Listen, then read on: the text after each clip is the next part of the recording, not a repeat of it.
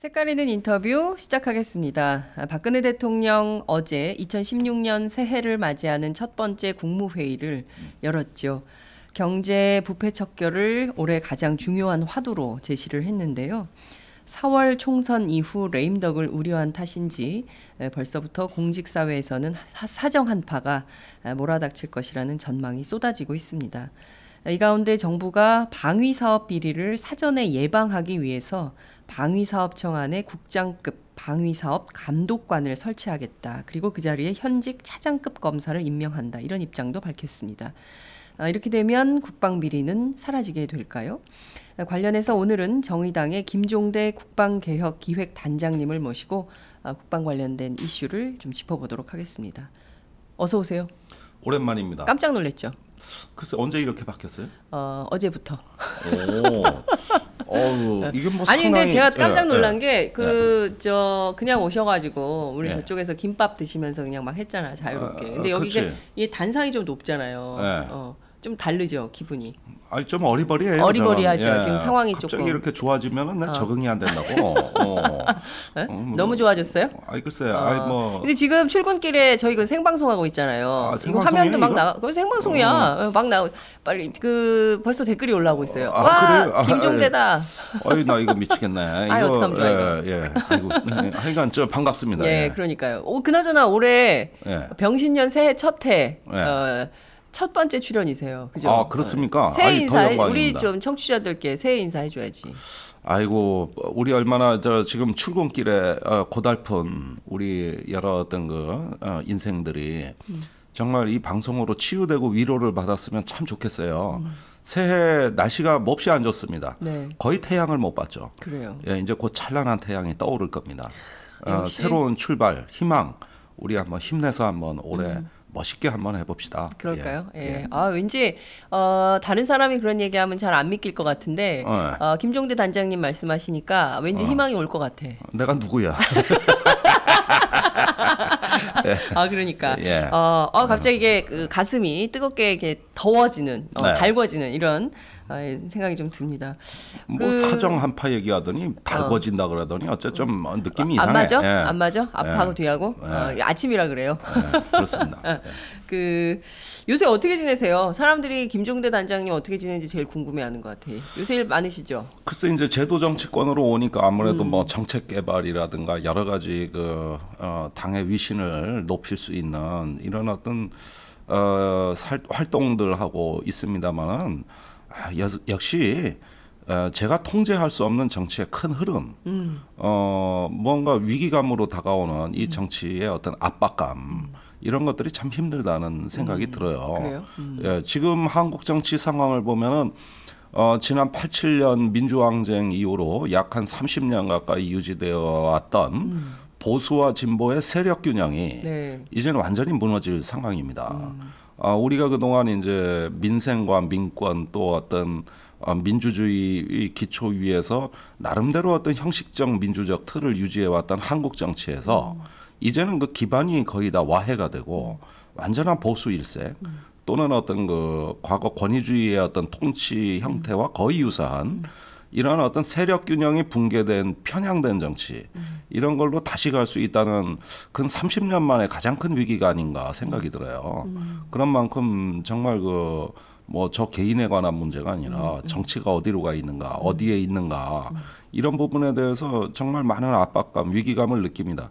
이러니까 꼭 무슨 대통령 선거 출마하는 것 같아. 나도 그게 그런데 대선 출마 선언문 발표하는 자리 같아. 약간. 근데 이런 댓글이 역시 김종대의 인기는 진짜 신기하고 놀랍다. 저희가 어제 오늘 이틀째 하는데 이렇게 실시간으로 댓글이 막 달린 거는 처음인 것 같아요. 아 그래요? 고양이가 썼대. 고양이가 썼음. 와 김종대 단장님. 이게 나라냐. 세븐. 정의당 김종대 화이팅. 정의당 당원인가 보다. 그러신가 보다. 예. 네. 뭐 입당 좀 많이 하세요. 지금 그러니까요. 어렵습니다. 좀. 아니 근데 잘 나갔잖아요. 정의당이 예. 두 자릿수로 막 치고 올라가다가 예. 안철수 의원 탈당하고 도로 내려가는 그러니까 이런 상황인 것 같아요. 예, 결국 존재감의 위기죠. 존재감의 위기다. 예, 거대한 어떤 정치 세력들이 움직이는 트렌치의 어떤 퍼포먼스, 퍼포먼스. 이런 식의 어떤 정치에 거의 함몰됐는데 자 보십시오. 이렇게 지금 찢어지고 흩어지고 다시 모이는 이 과정에서 어떤 시대 정신, 어떤 우리 시대의 가치가 지금 논의되고 있습니까? 이건 그냥 헤쳐모여 하면서 어떤 판 자체를 휘젓는 모양으로 가고 있는데 제일 안타까운 것은 과연 정치에 도움이 필요한 계층들, 그러니까요. 또 우리 사회에 복원되어야 되고 강화되어야 될 가치 이런 부분에 우리가 집중하지 못하고 있잖아요. 집중하지 못하니까 그 결과는 어떻게 나타나느냐. 네. 아까 말씀드린 대로 어떤 세력 균형의 와해 내지 붕괴로 연결이 된다는 것이죠. 진짜 심각한 문제죠. 그동안 네. 87년 체제를 유지하면서 그나마 보수와 진보의 균형을 어떻게든 맞추려고 우리 예. 사회가 노력을 하고 안간힘을 써왔는데 그 세력 균형이 붕괴되면 정말 끔찍한 상황으로 가는 거잖아요. 그러면서 어떤 보수 정당에 의한 유일 패권 시대, 예, 어떤 일당에 의한 어떤 거의 완전한 패권 시대가 바야흐로 개막되는 건데, 뭐 결국 권위주의 이후로 우리가 처음 보는 세상이 열리는 겁니다. 그러니까요.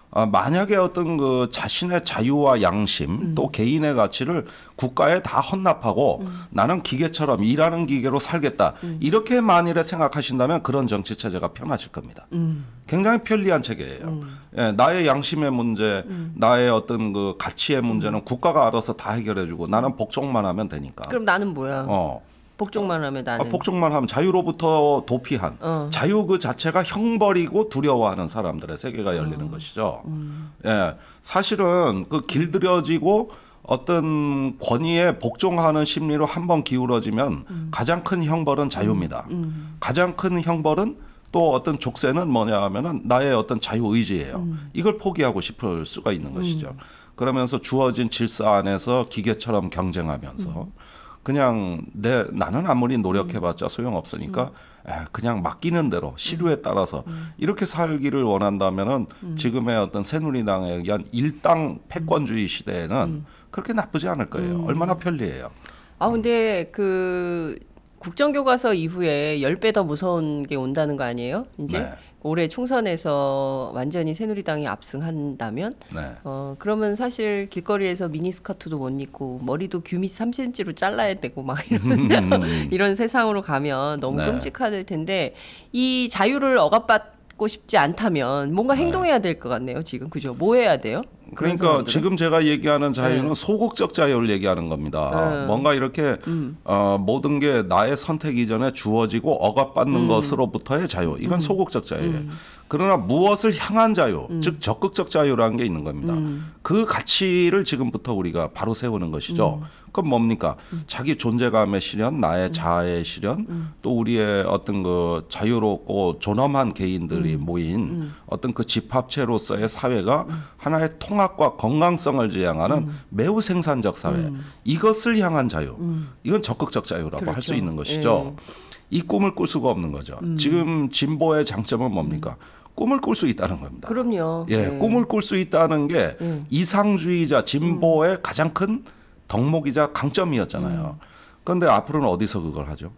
이제는 그 설 자리가 없고 이렇게 존재감이 없어지는 이런 상황에서 구석으로 내몰리고 변방에서 숨어서 살아야 되는 이런 정치 지형이 된다면 우리는 그 적극적 자유를 어떻게 실현할 것인가. 그러니까요. 정말 예. 국민들이 그리고 지금 저희 팟짱 애청자분들께서는 이거를 많이 퍼날라 주셔야 될 것 같아요. 그래서 이렇게 생각하는 사람들 종편에만 매몰되지 말고 이렇게 생각의 자유를 지평을 넓히는 이런 프로그램들을 적극적으로 홍보하자. 근데 뭐 이만한 스튜디오 있으면 종편 안 봐도 돼요. 이거 봐도 돼. 이거 봐도 돼. 저희가 지금 왜 이거 하냐면요. 저희가 사실상 진보 종편. 지금 저희 10만인 클럽 회원이 10,000명 넘었거든요. 이제. 그래서 10,000명 넘었구나. 10,000명 넘었어요. 축하해 10만 주세요. 명 클럽이 10,000명 넘었다고?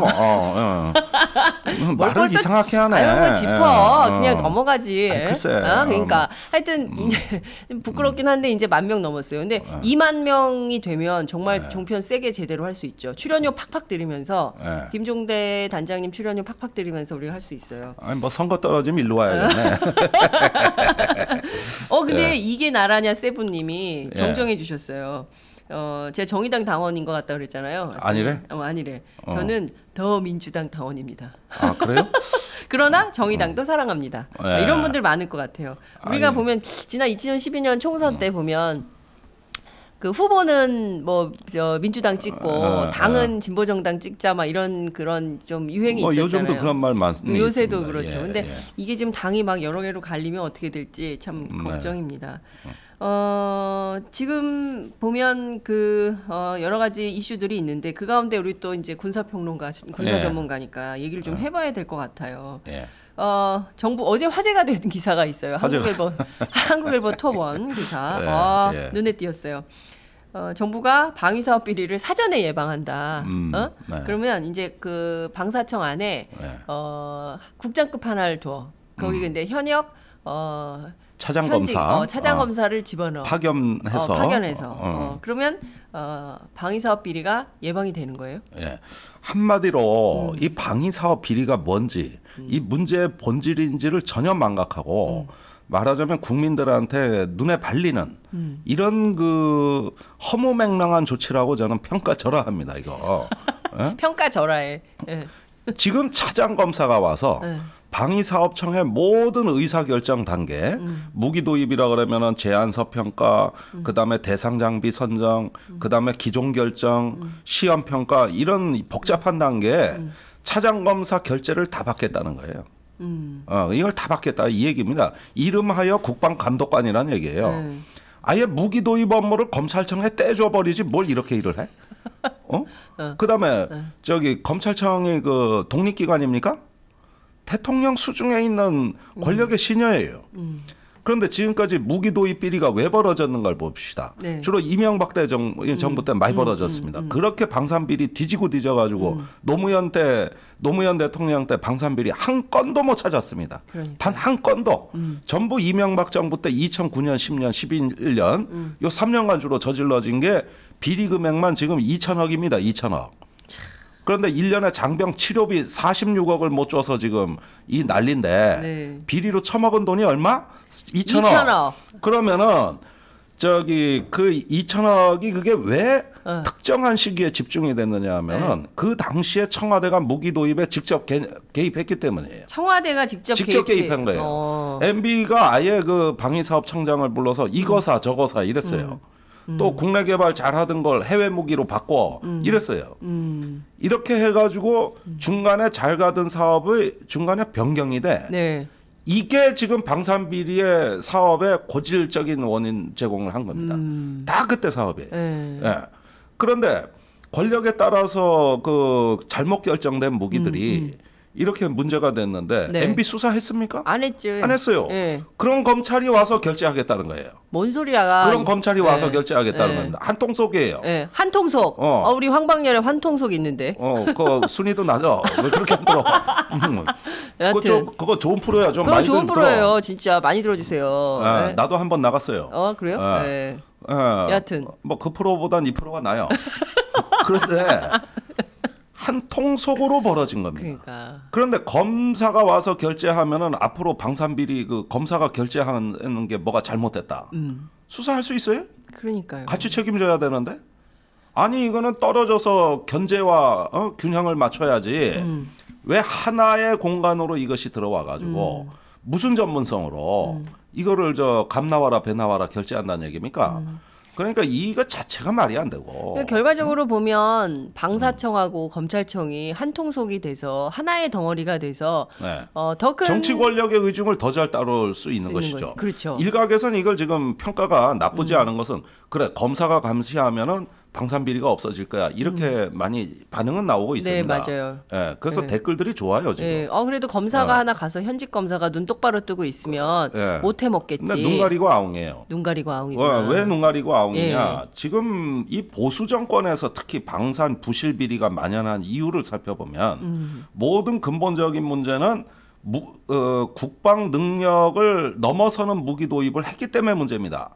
예를 들어서 우리 국방비로면은 5년 동안 100이라는 무기 도입을 할 수가 있는데 네. 실제 무기 소요 결정을 한 건 200, 300이란 말이에요. 그럼 어떻게 되겠습니까? 당연히 예산 부족하겠죠.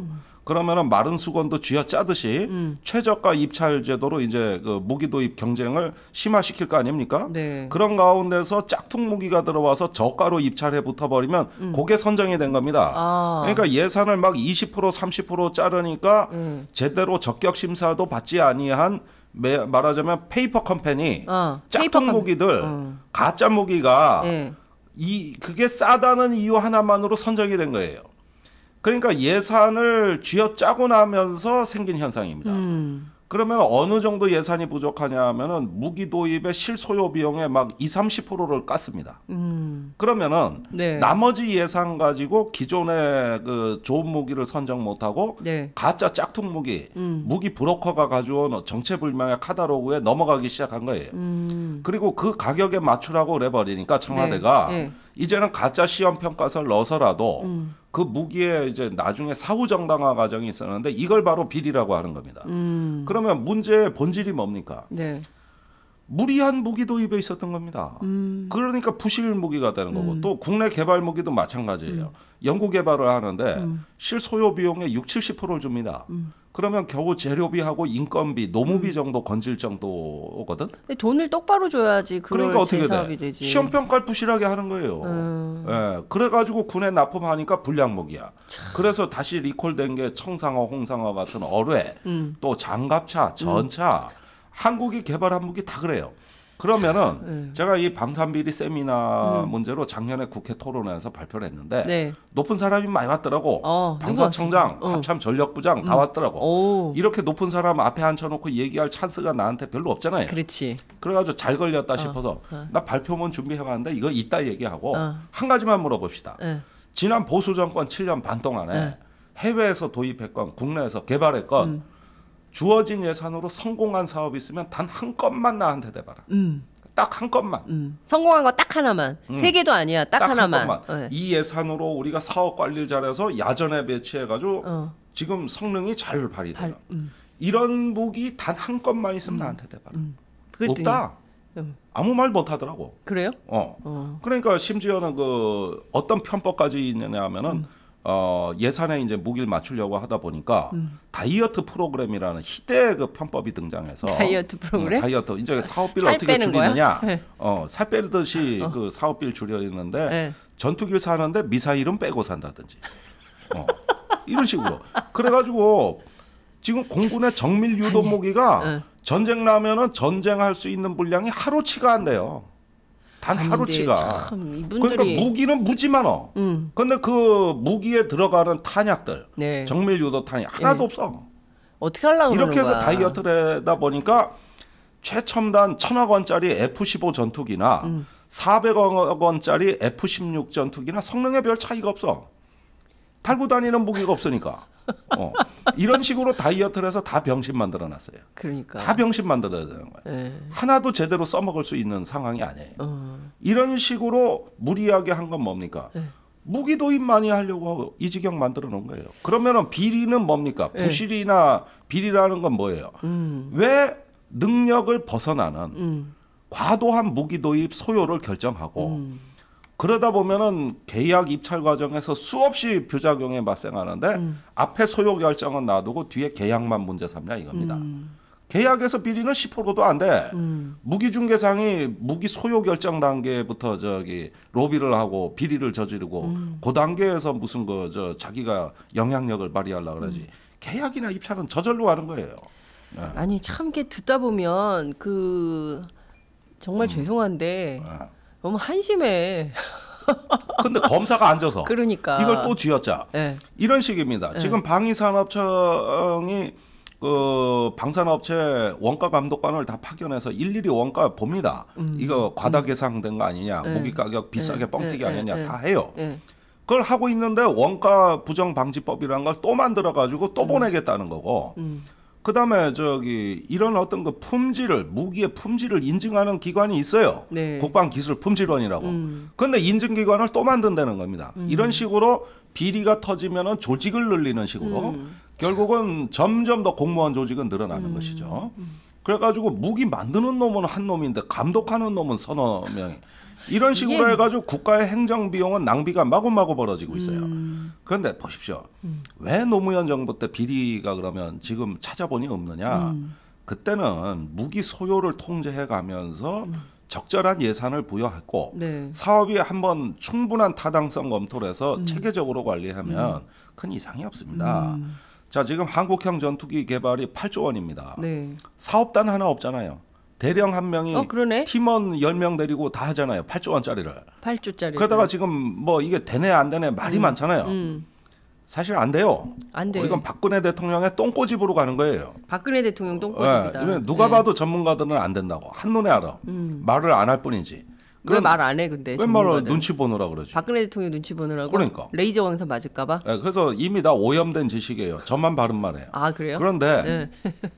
그 저기 8조 원짜리가 이렇게 엉망으로 관리되는데 노무현 대통령 때 한국형 헬기 개발한 게 1조 3천억 원입니다. 그건 장성급 사업단이 있고 그다음에 거기에 정부 부처가 다 들어갔어요. 이래가지고 사업 관리하는데 지금 한국형 헬기 잘못 개발됐다는 얘기 들어봤습니까? 없어요. 한 번도 1조 3천억짜리 그거 네. 비리 있다는 얘기 들어봤습니까? 못 들어봤어요. 없어요. 그러니까 사업 관리를 잘하면 되는 거예요. 근데 그걸 안 하고 그것의 7배 되는 사업은 지금 어떻게 하느냐? 매우 부실하게 관리하고 주먹구구로 가고 있어요.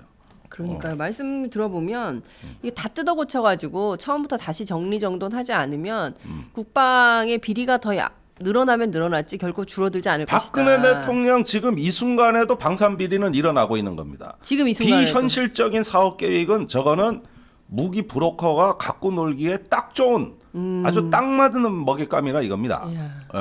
그런데 검사가 와서 결제하면 이런 게 눈에 보입니까?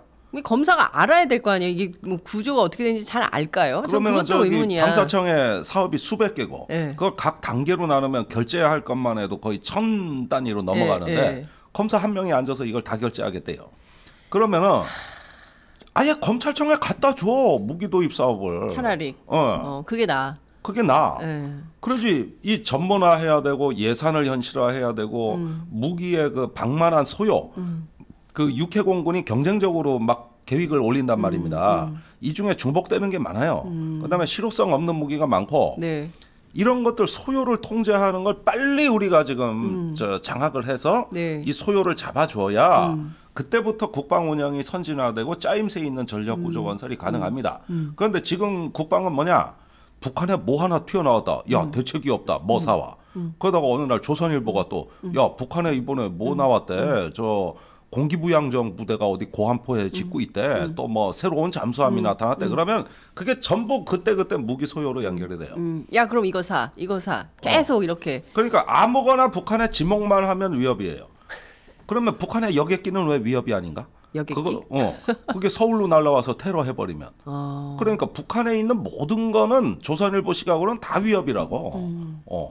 그래서 하다못해 돌멩이 하나, 멍둥이 하나도 위협이에요. 그러니까요. 존재하는 그 자체가 위협이에요. 북한에 대해서는. 어떡하면 좋아. 그러면 아무거나 끄집어내서 다 대비하자고 하면 희대의 코미디입니다. 재작년에 무인기 소동이 대표적이에요. 그러니까요. 도대체 1m짜리 무인기가 무슨 위협이라고 그거 갖고 난리 부르스 아주 그냥 그럼요. 지랄 연명을 했지 않습니까 진짜. 근데 그 댓글이 계속 들어오는데요. 네. 이게 나라냐 세븐님. 이분이 그분 자꾸 올리시네. 그분 자꾸 올리셔. 오늘 중에 10만인 클럽 가입하네요. 빨리. 땡큐 아니, 감사합니다. 정의당 가입은 안 하나? 정의당 가입?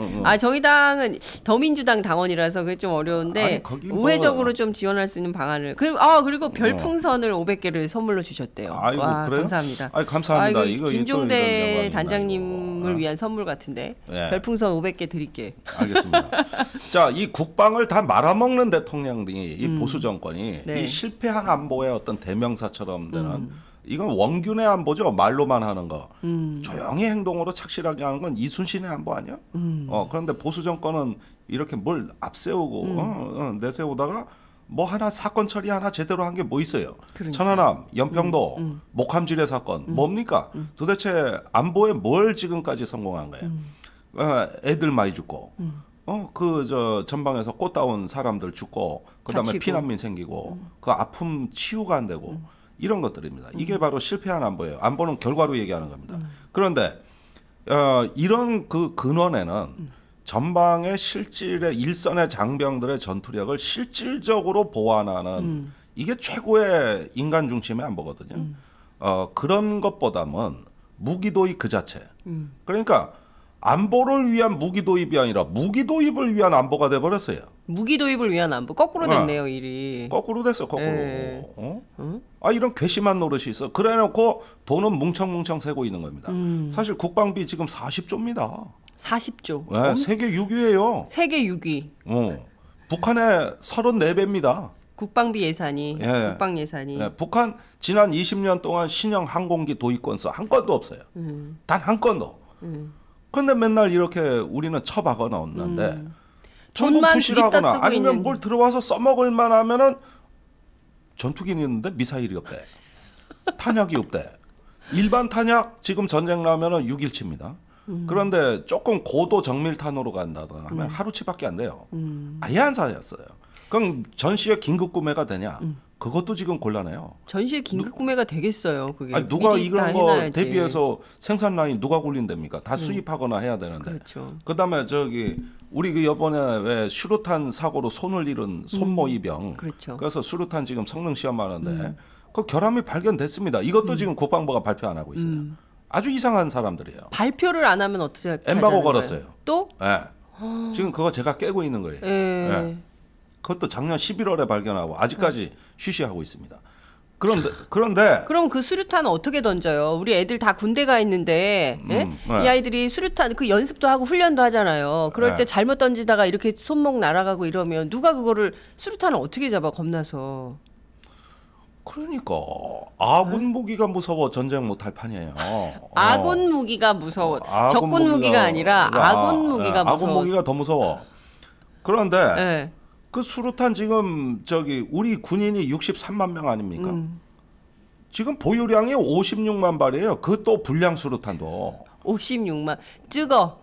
그러면 어떻게 되냐? 전쟁 나면은 1인당 한 발을 못 줘. 1인당 한 발을. 아니 우리가 더는 못 줘도 하나씩은 돌아가야지. 하나씩 안 돌아가. 하나씩은 돌아가야지.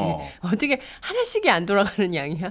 그러니까 이렇게 10,000원, 20,000원짜리 이런 게 없어가지고 빈사 상태, 빈혈 상태로 이 군을 몰아넣고 하늘에 떠다니는 몇 조 원짜리들은 사는데 급급해가지고 박근혜 대통령 역사상 대통령 중에 가장 값비싼 무기 저기 그 계약 가장 많이 체결하신 분입니다. 우리나라 역대 대통령 역대 가운데 대통령 중에 가장 비싼 무기를 가장 많이 구입한 대통령이에요. 그다음에 자기 박근혜 대통령 재임 기간에는 돈이 전혀 안 나가요. 전부 후임 대통령들이. 전부 후임 대통령인데 자기 사인만 하는 거야? 사인만 하는데 다음 대통령 무기 도입 아무 결정 안 해도 네. 그 적자성 부채라 그러는 겁니다. 적자성 재정 부채라고 하는 건데 네. 이 국가 통계에 안 잡히는 그러니까 이 빚이 발생되는 건데 다음 정부가 이거 다 내야 될 거 아니에요? 뭐 차기 전투기 7조 8천억, 또 한국형 전투기 8조 1천억, 또 뭐 공중급유기 뭐 1조 원, 뭐 이런 식으로 계속 내야 될 거 아닙니까? 조기 경보기 뭐 해가지고 이게 전부 박근혜 정부 이후로 미뤄졌어요. 그러니까 현행 국방 예산 추세대로 국방 예산이 증가한다 하더라도 다음 정부 5년간 한 70조 원이 모자랍니다. 70조 원이. 이 돈을 다 우리가 다 내야 되는 거잖아요. 이게 바로 세금으로. 저기 통계 안 잡힌 국가 부채예요. 먼 무기를 이렇게 계약을 많이 해가지고 지금 저기 돈은 다 다음 정부에 예컨대 KF-X 사업 8조 1천억 원짜리 사업 있잖아요. 예. 지금 우선 착수년도입니다. 올해가 그 체계 개발 착수년도인데 네. 돈 2천억 배정을 안 해서 예. 600억만 배정해가지고 착수를 못할 판이에요. 그럼 600억? 문제 하느냐? 예. 기업이 빚내서 일단 먼저 개발하고 네. 다음 정부에서 다 갚아라. 이렇게 지금 계획이 돼 있어 이게. 8조 1천억짜리 사업이.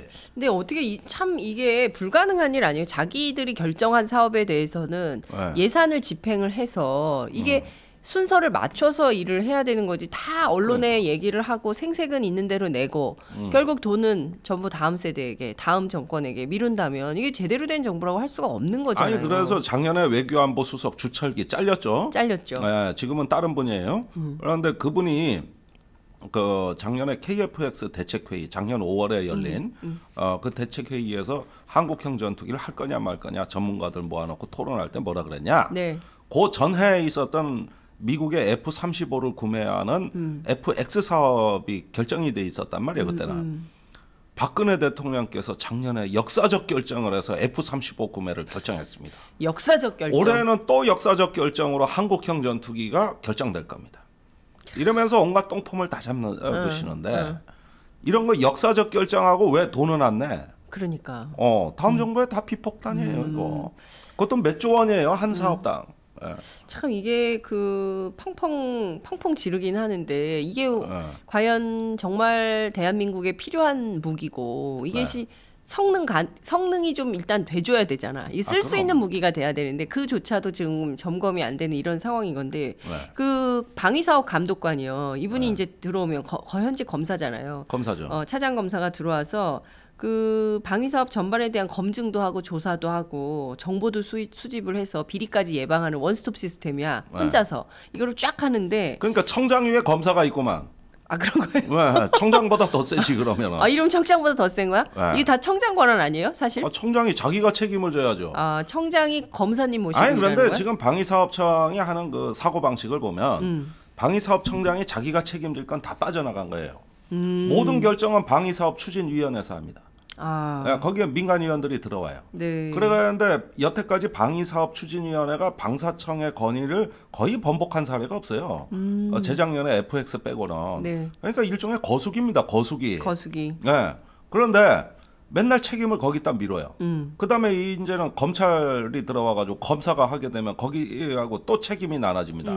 자 이런 식으로 책임이 다 분산돼서 n분의 1로 나누면 누구의 책임도 아닌 게 되는 겁니다. 네. 우리가 미국의 그 서브 프라임 모기지 위기 사태 났을 때 분식 회계했을 때 그렇죠. 미국의 금융이 이제 2008년에 아주 엄청난 그 비리와 그렇죠. 이 부정이 폭로가 됐단 말이에요. 폭로가 됐죠. 그때 아무도 책임진 사람 없어요. 왜 그랬을까요? 다 n분의 1로 책임이 등분되어 있으니까 누구의 책임도 아닌 거예요. 그런데 지금 방위사업청장이 내가 책임질 게 없는데 검사가 허려서 했고 다 동의해줘서 했고 결정은 방위사업 추진위원회에서 그래서 이 공무원들의 책임성 저하가 이게 다른 부정과 비리로 다 연결됩니다. 그런데 이걸 마치 비리를 예방하는 제도인 것처럼 책임성을 결여하게 만드는 이런 제도로 어떻게 방산비리를 막습니까? 누군가 총대를 매야 될 거 아니에요. 그렇죠. 누군가. 그럼. 박근혜 대통령이 책임져요? 안 지죠. 그럴 뿐이 아니지. 그분이 책임 왜 져?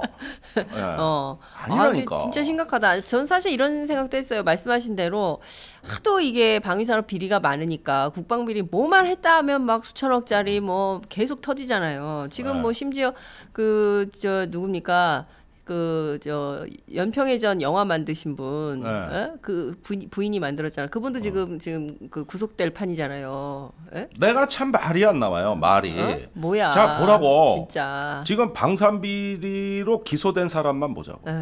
전직 직전 합참의장 기소되셨어요. 처음엔 구속된다 만다 말은 많았지만 불구속 기소됐습니다. 네. 그다음에 지금 국방과학연구소장. 이거 우리나라 무기개발의 총본산 아닙니까? 자 이분 그렇지. 그다음에 해군 참모총장 2분 기소됐잖아요. 그러니까. 그것도 나란히 전현직이. 나란히 전현직이 공이. 그렇잖아요. 그다음에 최윤희 직전 합참의장 지금 기소됐다고 말씀드렸는데 그분 부인이 이제 연평해전 영화도 만들었지만 그런데 이 부인이 해군이 쓰는 공격 헬기를 도입하는데 실무자 대령한테 전화해가지고 미국제는 안 됩니다. 영국제 사세요. 부인이? 부인이 이거 왜? 총장님의 뜻입니다. 그거 모르십니까? 이렇게 전화했다는 거 아니요. 아니 부인이 뭘? 무기중개상 아들이 무기중개상 돈 받고. 진짜 아줌마 집에 계셔야지. 자 합참의장이 그랬어요. 총장이 그랬어요. 국방과학연구소장이 그랬어요. 무기 도입의 가장 핵심직이 최고의사 결정권자들이에요. 이런 식으로 윗 대가리들이 그러는데 아랫물이 맑으려면은 윗물이 흐려야 되는데 가능한 겁니까 이게 저게? 그러니까 그렇게 그 사업이 막 중간에 변경되고 청와대가 개입하고 이놈이 뜯어먹고 저놈이 뜯어먹고 사업을 원래 엉망으로 관리하는데 자연스럽게 윗사람들도 가세한 겁니다. 이래서 된 거예요. 그러나 사업단을 제대로 편성해서 전문가들이 치밀한 타당성 검토를 해서 전문가들이 사업 관리를 하게 되면 외부에서 끼어들 수가 없다고. 그렇죠. 그래서 그 독립성을 강화해야 되는 거예요. 독립성을 강화해야 그런데 권력의 신여로 만들고 청와대가 직접 다 개입하니까 숭어가 뛰니까 망둥이도 뛴다고 이놈이 하나 빼먹고 저놈이 하나 빼먹고 이렇게 무기 도입 사업을 걸레로 만든 최종 책임자는 누가 뭐래도 이명박 대통령입니다. 그럼 수사하려면 거기를 해야지 왜 저기 뭐야 밑에 불쌍한 중령 대령들 수사합니까? 그 사람들이 뭔 죄가 있다고. 그러니까 진짜 이 대목에서 시키는 대로 한 건데. 이 대목에서 중령 대령님 박수 한번 쳐드리고 싶네요. 중령 진짜. 대령들 박수 쳐줘야 돼요. 그러니까요. 원스타까지도 그래요. 그래서 방위사업청의 그 함정사업부장 6명 중에 한 명은 자살했고 한 명은 해외 도피하고 한 명은 구속되고 한 명은 재판받고 있고 6명 중에 4명이 비리로 걸렸습니다. 함정사업부장 역대 함정사업부장 6명 중에. 그거 다 해고는. 이게 지금 이렇게 나 욕 나올 뻔했어. 이따위라고 할 뻔했어. 욕해. 괜찮아. 막 해버려 아침에. 아니 이렇게 관리를 하니 이게 제대로 될 리가 있나? 근데 그 참 이해가 안 가요. 어찌됐든 국가와 결혼하시고 국민을 위해서 평생 봉직하시겠다면서 이런 식으로 국가 안보를 위기 관리를 하면 도대체 어떻게 하겠다는 건지 정말 답답한데. 그다음에 그 이규태 클라라 이규태 일광공영 회장 그 무기중개사 그 컨테이너 박스 또 하나 발견한 건 왜 언론에 발표 안 합니까? 그 도봉산에 있는 컨테이너 박스 말고 제3회장에 또 나왔어. 그건 검찰이 수사 말아먹었어 그거. 거기에다가 동영상도 있어요. 동영상? 연예인 나오고 막 진짜? 고위층 나오고 그것도 말아먹었어요. 동영상 있다고 검찰이 시인하고 말아먹었어요. 그 얘기 좀 해줘봐요. 그 사람들이 궁금해하겠다. 빨리. 나도 그 동영상 못 봤어. 못 봤어. 그런데 검찰이 존재는 확인해 줘. 그거 본 다음에 다시 나와서 얘기해 주세요. 알았죠? 그러니까 다 말아먹었어요. 그다음에 이명박 대통령한테 불똥 튈 거 하나도 수사 안 했어요. 무슨 방선 비리 수사를 했다는 거예요? 뭐를? 그러니까 이런 것들을 우리가 제대로 다 근원적으로 개혁을 하려면 박근혜 대통령 어제 말 잘했어요. 예방적 비리 척결을 하겠다. 간단한 겁니다. 이런 거 바로 잡으면 되는 거예요. 얼마든지 바로 잡고 우리 눈엔 다 보여요. 왜 안 된다는 겁니까? 그러니까. 김종대 단장님이 정의당 안에만 있어서는 안 될 것 같아. 좀 국방 개혁을 위해서. 나 다시 일로 올까? 아니 파장 오면 안 되고 더 큰 데로 갔어. 방위사업청장이 그 국방 감독관을 직접 하시면 현직 검사보다 훨씬 잘하실 것 같은데요. 제가 보기에는. 그렇지 않을까? 나를 그 자리에 넣든가 그러면 뭐 여러 가지 방법이 있는데. 아니 근데 또 이 양반 이런 것도 한다는 거예요. 감독관이 현직 검사인데 한국형 전투기 KF-X 사업 그 말 많은 사업 이거 국방과학기술 이전 문제 또 지적재산권 문제 이런 거 다 법률 검토까지 싹 다 이분이 한다라는 것인데 웃기어서 검사 한 명이 완전 신이야. 그렇지 않아요? 자, 그 지적재산권 문제, 기술 이전 문제는 이 문제가 왜 나왔느냐. 미국이 우리나라에 강한 페널티를 걸은 겁니다. 그 2011년에 우리가 그 F-15에 있는 센서, 즉 타이거 아이라는 거를 무단으로 뜯어봤다 그러면서 미국이 한국에 강력한 제재가 들어왔어요. 그럼 미국을 달래주기 위해서 우리가 기술 무단 유출 안 했다, 카피 안 했다, 안 뜯어봤다, 그걸 감독하는 자리를 만들겠다고 해가지고 국제기술협력관이라는 자리를 만들었던 겁니다. 방사청에. 그게 2012년이에요. 그 업무를 지금 검사도 하겠다 이 얘기입니다. 파견 나온 검사가.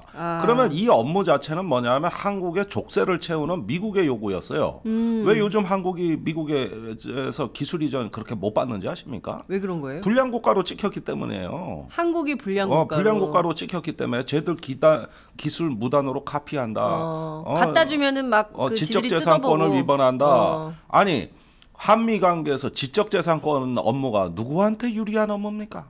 누구한테? 우리가 미국의 직접재산권 요구할 게 몇 건이나 됩니까? 저쪽은 수천 건, 우리는 불과 몇 건이에요. 요 대목에서 침튀네 내가 지금. 그러니까 이게 이 용어의 본질이 뭔지를 알아야 되는 거예요. 우리가 국가 이익을 증진하기 위해서 이 업무를 하느냐는 거예요. 아니라고. 거꾸로라고. 족쇄를 채운 거라고. 그러면서 기술 일본, 이스라엘 주는 기술 우리한테 안 주고 있어요 지금. 미국이. 안 주고 있어. 그래가지고 한국형 전투기가 어려워진 거예요 지금. 왜 못 받아옵니까? 아니 못 받아오면은 처음부터 못 받아온다고 하든지 할 수 있다고 그래놓고 못 받아오니까 괘씸한 거 아닙니까? 아니 그 의지만 있으면 예. 과학자들의 의지로 과학자들의 의지로 우주가 도와줘서 혼이 있는, 혼이 있는. 이렇게 이제 기술 계절. 아주 지랄 연병들을 합니다. 아주 할 말 없으면 우주가 나오고 혼이 나와. 왜? 돈과 정책과 계획에 의해서 국가는 가는 겁니다. 그건 의지도 아니고 혼도 아니고 우주도 아니에요. 아주 실질적이고 개념적이고 전문성에 기초해서 우리는 국가를 경영하는 겁니다. 왜 이런 부분에서 실력 발휘가 안 되는 보수가 무능한 보수가 갑자기 무슨 뭐 혼을 따지고 의지를 따지고 합니까? 지금이 뭐 저기 경부고속도로 놓던 시대입니까? 지금이? 그러니까요. 지금 최첨단 얘기하는데 그런 것들은 정밀하고 어떤 치밀한 계획과 전문성으로 하는 거예요. 좀 뭘 이런 얘기를 알아들어야 되는데 그러니까. 그 알아들을 것 같지가 않아요. 네, 그 보수 정권의 특징이 하나 있어요. 모든 것을 굉장히 의지를 중요하게 생각해. 그래서 이번에 그 누리과정 예산 있잖아요. 누리과정 예산도 지금 심각한 상황이잖아요. 이것도 자꾸 돈이 없다고 그러지 말고 교육감들의 의지로 의지만 있으면 충분히 가능하다. 그리고 그 핵심 기술 이준 미국에서 안 해준다는 거 아니에요. 네. 그런데 이것도 과학자의 의지만 있으면 된다. 이렇게 의지면 뭐든지 된다. 할 수 있다. 하면 된다. 이런 생각이 아직 굉장히 강한 것 같아요. 뭐 의지도 중요해 사실은. 의지도? 그래요? 의지나 이 심리적인 요인도 중요하지 않다고 하는 건 아니에요. 아니 뭐 그런데 저기 왜 의지가 충만한데 모든 국가 지표가 우리가 지금 이렇게 엉망이 되고 안 되면 의지가 박약한 하급자들 탓이란 말입니까? 본인이 먼저 성찰하고 반성하셔야죠. 아 내가 국가의 어떤 성과 목표를 이렇게 봤는데 올해 이거밖에 안 됐다. 근본적인 문제가 뭐냐? 내가 뭘 챙긴 거냐? 이렇게 성찰하고 반성하는 사람이 다음에 국가를 경영 잘하겠어? 아니면 의지 탓만하는 사람이 잘하겠어요? 아니 학생이 시험 봤는데 뭐 성적이 안 나왔어. 그러면 야 이게 도대체 어디서 내가 놓친 거냐? 뭘 잘못 생각해? 이걸 꼼꼼히 따져보는 학생이 다음번에 시험을 잘 보겠어? 아니면 뭐 참고서가 잘못됐어? 선생님이 이상해? 우리 엄마는 나한테 무심해. 이런 게 남의 탓만 하는 사람이 학생이 시험을 잘 보겠어. 그렇죠. 원인을 제대로 잘 발견하는 그렇죠. 학생이 잘 보는 거예요. 꼭 공부 못하는 애들이 이거 미안하네. 저기 남 탓하고 의지 탓하고 이러는 겁니다. 환경 탓하고. 예. 아니 정말 그 심각한 상황으로 가는 건데, 근데 그 방위사업청 안에 감독관 기능을 하는 사람들이 그동안 없었어요? 일테면 뭐 감사원 없어요. 예? 없었어요? 감사원 있었잖아. 감사원에 국방 감사팀이 70명입니다 지금. 국방 감사팀이 제일 70명. 커요. 예. 그다음에 국가정보원에 국방 담당이 얘들은 방산 비리만 찾으러 다니는 애들인데 거의 뭐 내가 알기로는 일개 한 그 기업으로 얘기하자면 일개 본부격에 일개 본부격 어마어마한 인력을 투입하고 있어요. 그건 최소 100명 넘는다는 거 아니에요, 그죠? 100명까지는 모르겠어요. 그렇게는 안 될 거예요. 국정원은 뭐 다 모든 게 알 수가 없으니까. 알 수가 없으니까. 그다음에 헌병 조사기관이 또 있어요. 헌병. 합조단이라고. 거기서 또 방산비리만 찾는 놈이 따로 있어요. 그다음에 기무사가 있어요. 기무사. 여기도 또 방산비리 찾는 놈만 따로 있고 여기선 방산업체 인허가 업무까지 다 장악하고 있어요. 기무사가. 그 감시망을 빠져나갈 수가 없어요. 그런데 결국 그놈들 기무 헌병이 비리에 끼어든 것이죠. 감시하랬더니 지들이 비리를 저지른 거예요. 자 이런 거 있죠. 합잡을 하는구나. 그리고 검찰이 또 끼어든 거예요. 그래서 누가 누군지 몰라. 어디 그 방사청 이런 데 가면 짭새가 더 많아. 짭새. 이런 놈들보다. 어쩜 좋아. 그다음에 저기 옛날에 옛날에 그런 거 있었잖아요. 국민권익위 뭐 부패방지위원회 다 있었잖아요. 같은 거 있었죠. MB 때 많이 운영했는데 방산 파파라치가 있어요. 파파라치. 방산 연예인 파파라치가 아니라 방산 파파라치도 있어. 업체 주요 임원들 간부들을 미행하면서 어떤 공무원을 만나는가 카메라 들고 쫓아다니는 방산 파파라치가 있어요. 그래서 그것도 감시해요. 아니 근데 이렇게 이렇게 감시가 굉장히 다각적으로 존재하네요. 그런데 근데 그 중에 반은 비리 세력이에요. 그러니까 이게 누가 누구지? 그러니까 방산 비리를 척결한다고 그거 외치면서 밥 벌어먹고 사는 이런 기관원들이 부지기수예요. 근데 이게 다 이렇게 많은데 현직 검사 하나, 차장 검사 하나 파견한다고 될까? 걱정이 안 되네. 네? 자, 절대 안 누차 얘기하지만 네. 이 방사청의 전문성 강화가 핵심입니다. 방사청의 전문성 전문성 강화가 핵심이에요. 불필요한 소요, 군의 방만하고 무분별한 소요를 견제할 수 있는 건실한 엘리트 파워 그룹이 존재해야 되는 겁니다. 그런데 이게 존재하지 않습니다, 지금. 그러니까 도대체 삽질을 해도 왜 하는지를 알고 삽질을 해야 되는 거예요. 내가 이 일을 왜 하는지 이걸 이해할 수 있는 전문성이에요. 이게 일단 필요한 거죠. 그런 다음에 이제 그 역량을 키워가지고 군의 방만한 소요를 통제하고 그러면서 국가 규모에 알맞은 네. 우리가 지금 국방 태세에 어디를 우선 보완해야 되느냐 이런 부분을 꼼꼼하게 따져서 통제하고 정책화할 수 있는 이 정책의 파워 그룹들이 존재해야 되는데 그런 그룹은 없고 나도 하나 먹겠다고 숟가락 들고 덤비는 놈들만 많은 거예요. 그걸 통제 못해서 부실과 비리가 온 겁니다. 이런 문제는 지금 더 악화되고 있어요. 그래요. 제일 악화되고 시스템이 완전히 와야 되는 게 박근혜 정부입니다. 지금 이 순간에 그래요. 왜? 대통령이 F-35 사. 방사청이 입찰 다 해놓은 걸 뒤집어 엎어요. 그다음에 KF-X도 전문기관 얘기는 안 듣고 그 이해관계자 얘기만 듣고 그러니까. 2명 불러서 국방과학연구소장 방위사업청장 불러서 할 수 있다 그러니까 그럼 얼른 해. 그런데 그 중에 한 명이 지금 기소된 거야. 국방과학연구소장이. 네. 그러니까 누구 말을 듣고 결정하시네. 대통령 스스로가 아는 게 없으니 이걸 바로잡을 사람이 없는 거야. 대통령 말 한마디면 다 기어. 바른 말 안 해. 그러니 우리 그 저기 뭐야 아프리카 TV에서 댓글 주시는 분 이게 나라냐 이런 탄성이 토처에서 나오는 거예요. 이게 무슨 나라야? 친목 집단이지. 친목 비리 말아먹는 친목 집단이야? 아는 사람들끼리 해먹는 집단이지. 아는 사람들끼리 해먹는 집단? 모르는 그게 친목해진 뭐야 그게? 친목해요? 국가가 아니죠. 네? 국가가 아니고 대한민국 친목회로 바꿔 그럼? 그러니까 내가 그 군 장성들하고 자주 봐요. 그러니까요. 또 보수 쪽 인사를 내가 더 많이 만나는 사람 아닙니까? 네, 말은 진보라 맞아요. 그러지만. 네. 그래서 제가 오죽한 그래요. 내가 진보다. 내가 요즘 정의당 들어가서 말 많은 거 잘 알고 있다. 근데 진보가 뭔지 아냐 당신들? 진짜 보수를 줄여서 진보라 그런다. 진짜 보수. 혹시 진실한 보수 아니야? 진실한 보수? 진실한 보수. 그거 보수가 보수 노릇 못하니까 진보가 대신해 줄게. 우리가 시스템 다 고쳐줄게. 우리가 다 이런 거 전문성 만들어줄게. 할 수 있어.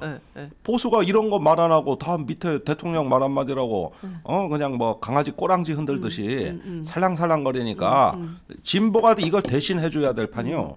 그래서 내가 진짜 보수요. 이렇게 얘기하니까 기가 막혀 하죠. 허허 웃고 말죠. 그래요? 정말 김종대 단장이 진짜 해주세요 이런 말을 하는 인간들은 없었어요? 네? 은근히 지지하는 사람들 많아요. 그렇구나. 정말 오늘 아침 이른 아침에 그 해학이 있는 김종대 단장의 이런 비판, 진실한 비판 듣다 보니까 시간이 후떡 다 갔어요. 너무 재밌게 지나갔는데요. 그래도 이거는 꼭 여쭤봐야 될 것 같아요. 왜냐하면 사람들이 이게 긴가민가 계속 궁금하거든요. 도대체 이 KFX 사업 정보는 된다 그러고. 내가 단독 보도 하나 터뜨릴게. 단독 보도. 오늘 생방송 단독. 단독 나갑니다. 단독 좋아해 우리. 작년 12월 한 3주 전에 미국에서 레터가 왔어요. 레터? 편지가 왔어. 어디로? 러브레터 아니야? 러브레터가 아니고 미국 락히드에서 이전하기로 한 21개 기술을 미 국방부의 통제 때문에 다시 재검토해야 되겠다. 즉 기술 이전 못하겠다. 아예 정식으로 방사청에 레터가 왔어. 진짜요? 재앙이 벌어졌어. 재앙이 지금. 이거 계획 처음부터 다시 짜야 돼.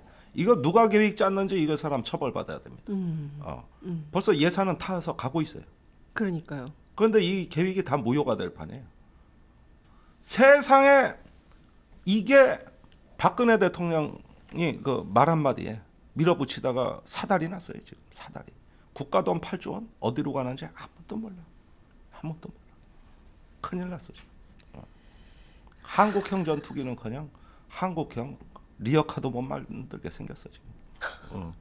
아니 잠깐만 정확하게 로키드 마틴사에서 편지가 온 게 작년 12월 12월에 한 3주 됐어요. 12월에 방사청으로 편지가 온 거예요. 왔어요, 그죠? 왔어요. 방사청으로 편지가 와서 21개 기술 이전과 관련해서 또 다 재검토. 미 국방부가 통제해서 도저히 안 되겠다. 도저히 안 전면 되겠다. 재검토해야 된다라는 입장이 온 거예요. 그래. 그러면 그거 준다고 약속해서 우리가 F-35 사준 거 아니야? 예, 그 비행기 산 거 아니에요. 그거 번복됐다고 하는 거죠. 우리 비행기 다 사왔는데 어. 그 기술 21개 못 준다. 못 준다. 그러면 어떡하자는 거예요? 이거 계약 위반 아니에요? 소송해야 되는 거 아니야 우리가? 그런데 네. 그 계약서도 지금 비밀로 묻거나 어떻게 써져 있는지 아무도 몰라요. 그 21개 기술 이전에 대한 조항이 계약서에 어떻게 기술되어 있는지 본 사람이 없어. 완전히 1급 비밀이야.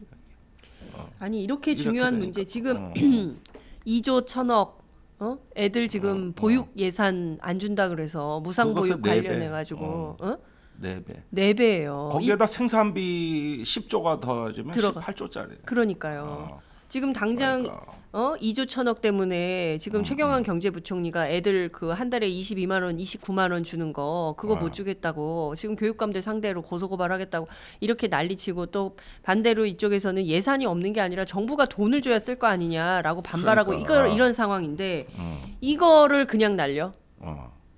이거를 그러니까 날릴지 아닐지 아무도 몰라.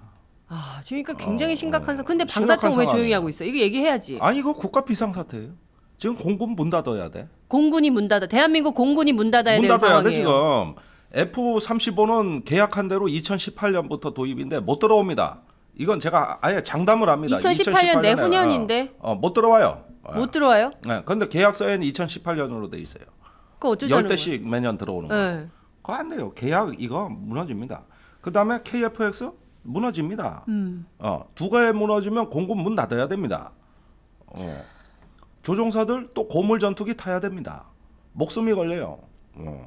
이렇게 가는 거예요 지금. 이걸 뻔히 이 위기가 다가오는 초일기가 째깍째깍 다가오는 걸 알고도 방치하는 거예요.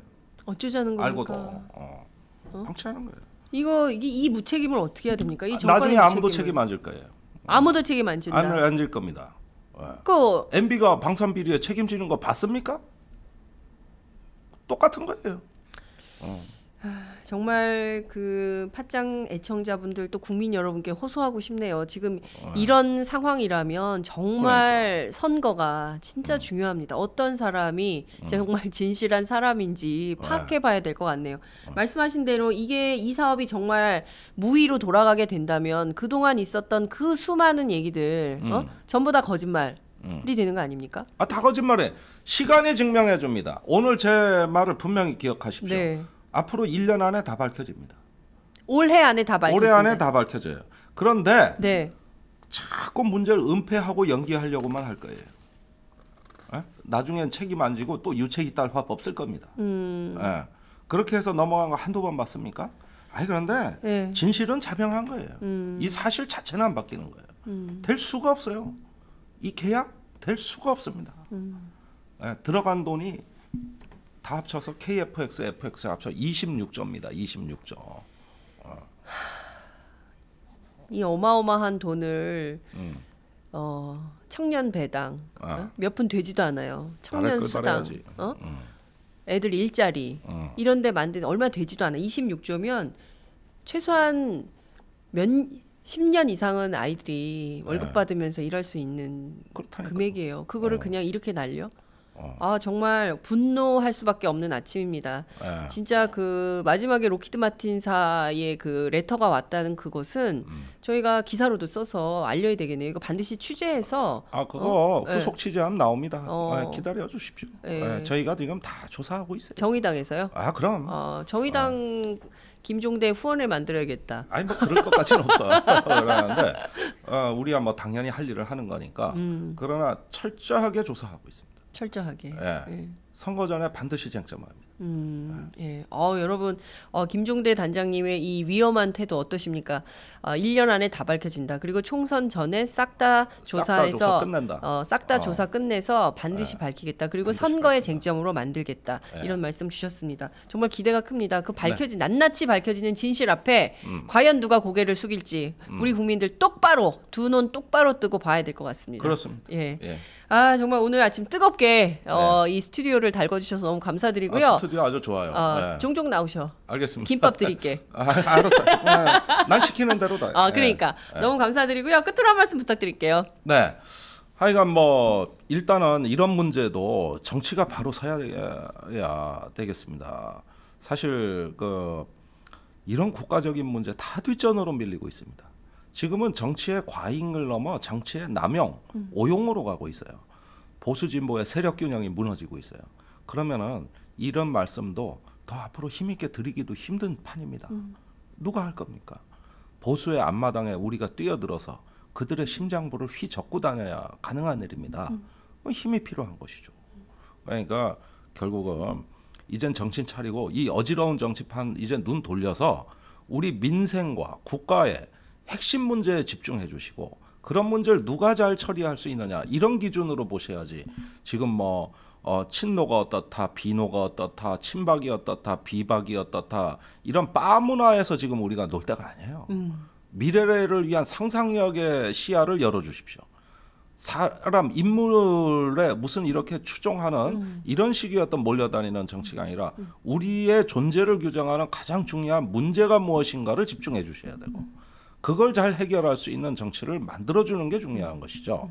꼭 저를 지지해달라, 우리 당을 지지해달라 이런 얘기 안 하겠습니다. 문제의 핵심이 중요한 겁니다. 그리고 이겨도 그냥 이기면 안 됩니다.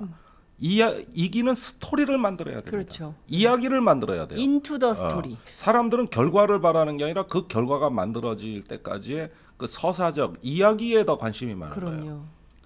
이야기가 있게, 스토리가 있게, 신화를 만들어서 그래서 만들어가는 겁니다. 정치는 이길 수도 있고 질 수도 있는 겁니다. 그러나 그 이야기는 감동으로 남거든요. 그래서 저는 그런 걸 한번 해보고 싶은 것이죠. 그래서 이거는 시민들이 현명하게 판단하셔서 우리 다가오는 이제 총선 100일도 안 남았는데 무언가 의미 있는 선택을 해주셔야 된다. 그렇게 생각합니다. 네. 정말 또 끄트머리에는 이렇게 또 마음을 또 한 구석을 탁 흔들어주는 역시 문청 기질이 있으셔. 그래요? 저희가 사실 이게 굉장히 버거운 일이긴 합니다. 새벽에 저희 스태프들이 5시에 출근하거든요. 그래서 아침부터 나와서 이 일을 우리는 왜 할까? 지금 그 1년이 넘었잖아요. 1년 반이 넘어가고 있는 이 시점에 우리는 이 일을 왜 할까? 새벽에 정말 깜깜할 때 출근하잖아요. 늘 생각을 합니다. 이렇게 우리가 진보 종편 지향하면서 새벽길을 열고 나오는 이유는 단 하나다. 여러분들께 진실을 알려드리고 이 말도 안 되는 무도한 상황에서 최소한의 균형 감각을 알아야 될 거 아니에요. 알아야 최소한의 균형 감각을 가질 수 있기 때문에 그 도움을 국민들께 드리자. 이 한 마음으로 저희가 이제 하고 있습니다. 10만인 클럽 회원 가입해 주신다는 분들 굉장히 많으신데요. 그 응원에 힘입어서 저희들 더 힘차게 하겠습니다. 내가 오늘 부흥회 잘하고 가네. 그러니까 오늘 완전히 부흥회야. 오늘 말씀 잘 들었습니다. 감사합니다. 고맙습니다. 네.